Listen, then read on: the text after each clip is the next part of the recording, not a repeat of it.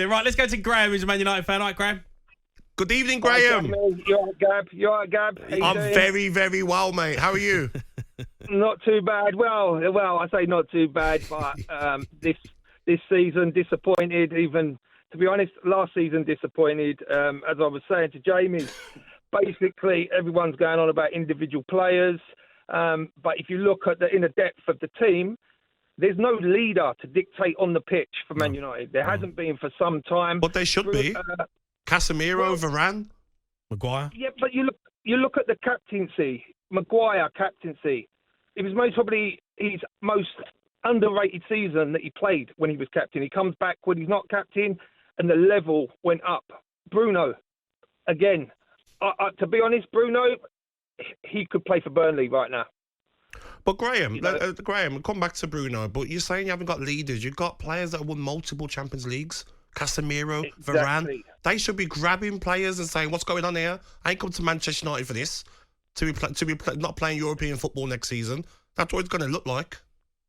But there doesn't seem to be anyone taking charge as a leader. It's like they've been, I know that obviously at that level they get told how to play, where to play. But, I used to be a captain when I used to play. I used to play for Thamesmead Town in the Kent League. Thamesmead. Yep. And I was captain. And there was never, in my brain, I mean, my boy plays under 8s at the moment, I coach. Yeah. And we tell the lads, have fun.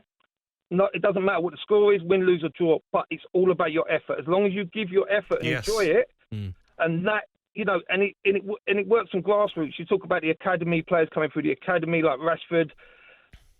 Just walking around on a pitch, it's disheartening for the people that pay the money. But also, as a player, and obviously a player myself at a very low level, you go on that pitch and it's all about the determination, play as a team.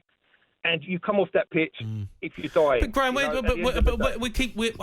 had this chat so many times, Graham. I've had it so many times about Man United and Rashford and players' mentalities. I mean, what do you do? Do you get rid of them?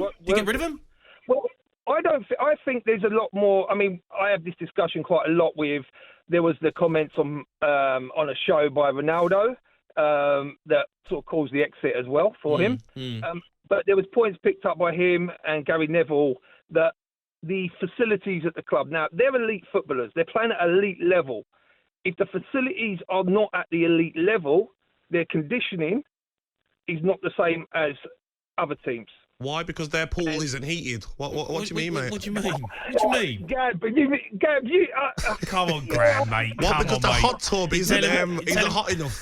What do you mean, mate? Rashford can't run about because of the facilities. In -2 degrees, and I don't care. I'll get on with it. But I know what you're saying. Come on, mate. You can't have that. The dumbbells aren't the new ones, the techno gym ones. Is that what the problem is? Yeah.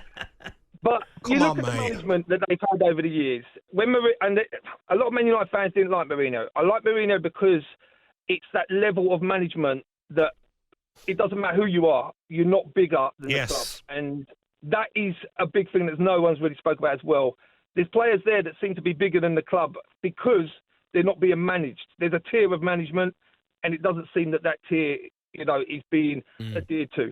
But I just think they need leadership from top down. Yeah. Ratcliffe might come in, he might give that, but we won't see the changes until the summer. So fair enough. Yeah, you ain't going to be knocking Man City and Liverpool off their perch, that's for sure, for a very long time after watching today. Let's go to Dane. He's a Man United fan. All right, Dane. I'm on. You're on. Hey, mate, all right. How you feeling, Dane?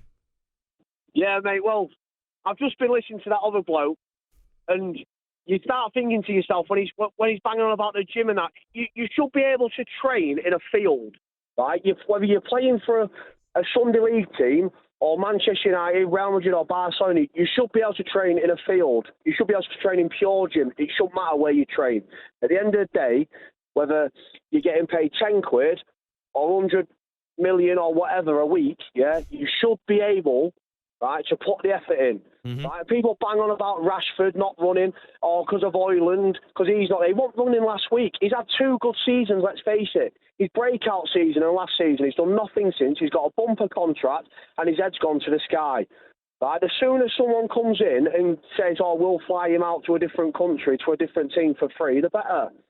And us lads who are on this minibus now travel down there every home game, mate, and we get to see the same thing every week, and we get to listen to you two on the way home. I mean, you two would do a better job at centre-half than what we've got. Let's face it.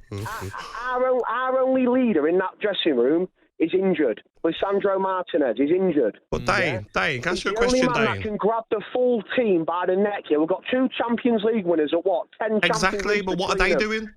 Nothing, because they've come for a payday. Exactly. They've come for a payday because we've let them come for a payday because of bad management upstairs. You can blame the Glazers all they want. They spent £1.4 billion. Right? Let's be honest though, Dane. After the game today, you should be hearing stories coming out. Oh, you know what? Varane and Casemiro locked everyone in the changing room before the gaffer could get in. Somebody kicked off. You know, the players were arguing. I bet they're all just having the showers, you know. All right, them. See you Monday.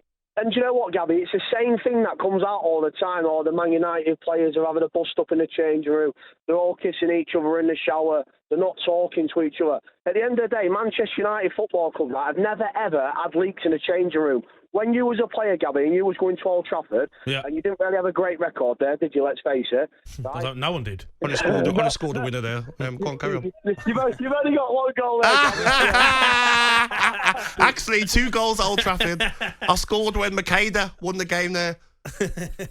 Nothing ever came out of the changing room. No. Nothing ever, right? And now everything comes out. And you get people sat there saying, Tanag's not animated and so on and so forth. But the days of those managers being animated winds me up because those... Well, Dan, we lost you there, but you made some mate. some really good points. Obviously, we want to hear more from Man United fans. We're going to hear a very animated Ten Hag as well coming up next, and we haven't heard from Everton or Palace fans. You come on and have your say. A big result for Crystal Palace, and Everton let it slip with it wasn't a defeat, but it would probably feel like a defeat after Brighton went down to 10 men. But have you say 03717 223344? What do you want? I think Fulham Football Club have tweeted. So that's what they call it, the theatre of dreams. And a smiley face. Oh, wow. On AM, on DAB, via the talkSPORT app and on your smart speaker. talkSPORT.